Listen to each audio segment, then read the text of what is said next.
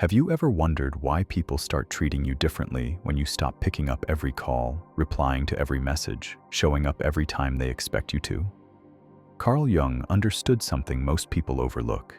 He believed that the more available you are to others, the more disconnected you become from yourself. You start off with good intentions. You want to help. You want to support. You want to be there. But slowly, you begin to disappear.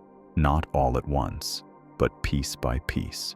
It begins with saying yes when you're tired, then answering texts at midnight, then putting off your own needs just to keep peace, just to be liked, just to not let anyone down. And then one day you look around and realize you're everywhere, except in your own life. Jung believed this is the danger of the persona, the mask we wear to fit in, to be accepted, to be loved. The more we wear it, the less we remember who we really are. People begin to expect your availability as a given, not because they're cruel, but because you've trained them to. Every time you abandon your boundaries, you silently say, "My time is yours. My energy is yours. My life is open for anyone to walk through." But the truth is, not everyone deserves access. And once you start pulling back, people notice. They question you. They say you've changed. They might even guilt you. That's okay. Because that discomfort, it's a sign you're no longer performing.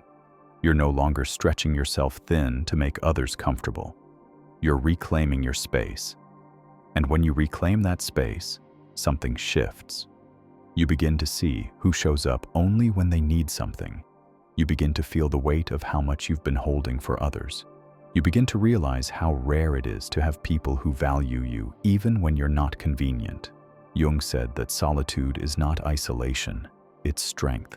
When you step back from the noise, from the endless demands, from the pressure to always be available, your real self starts to speak. It doesn't shout, it whispers. It says, "You're exhausted, you're stretched thin. You miss yourself, you miss quiet, you miss clarity, you miss peace." And peace never lives where everyone has access to you. That kind of peace comes when you start choosing yourself over your performance. When you realize that being constantly available doesn't make you loved, it makes you drained. Love with no boundaries isn't love.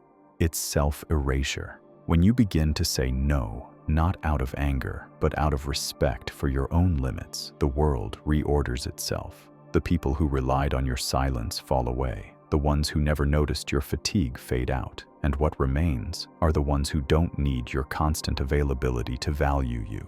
Because those who truly care, they adjust. They respect your time. They honor your space. And when you're no longer always there, something beautiful happens. You return. Your clarity sharpens, your energy replenishes. You start choosing your words, your actions, your relationships more intentionally. Life slows down, but it becomes more real. You're no longer reacting, you're responding. You're no longer proving, you're simply being. And in that being, you find peace, not because the world changed, but because you did. You stopped being everywhere for everyone, and you came back home to yourself. The world might not reward that, but your soul will.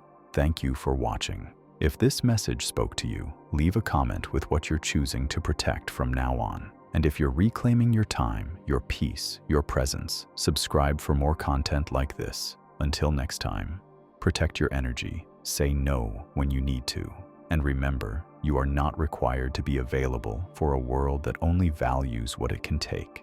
You deserve rest. You deserve space. You deserve to choose yourself, always.